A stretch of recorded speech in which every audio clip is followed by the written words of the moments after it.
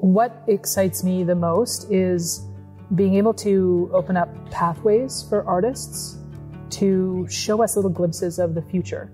And I mean, I think we get a lot of opportunities to get a glimpse of the future, but it's often dystopian, and sometimes it's leaned on the utopian. And so what are the other versions of the future that are somewhere in the middle? Because that's more likely that we'll find ourselves somewhere between utopian and dystopian.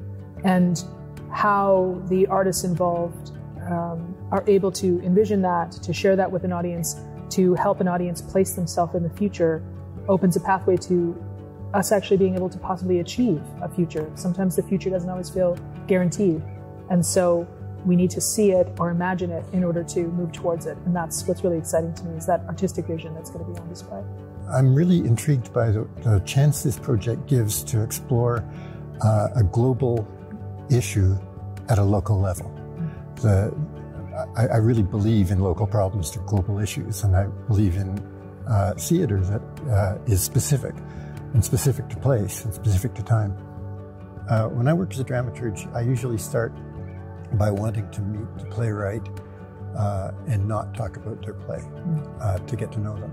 And the site visits were great for that. We actually learned what people cared about.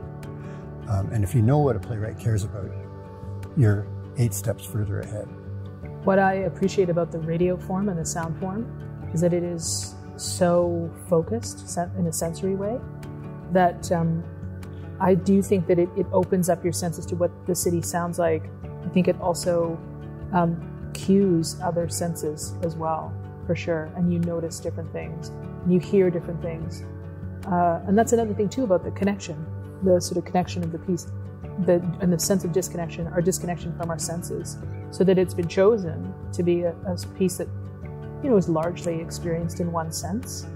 And what that invites, I think also invites a level of connection to the other senses. I believe that every piece of art that comes into existence changes the world by the fact that it's there. Sometimes it changes the world in bad ways. I would hope that each of these in some tiny way actually makes it possible to think differently, makes it possible to act differently, makes it possible to live differently for somebody. I would wish that the audience, the listener, is able to see themselves in the worlds, that they are able to imagine being in that neighborhood, imagine being in relationship with the people or animals or systems that are in that work, that they're able to see themselves and imagine living in that world, even for a moment. And I think that will be the kind of experience that listeners to these shows will have.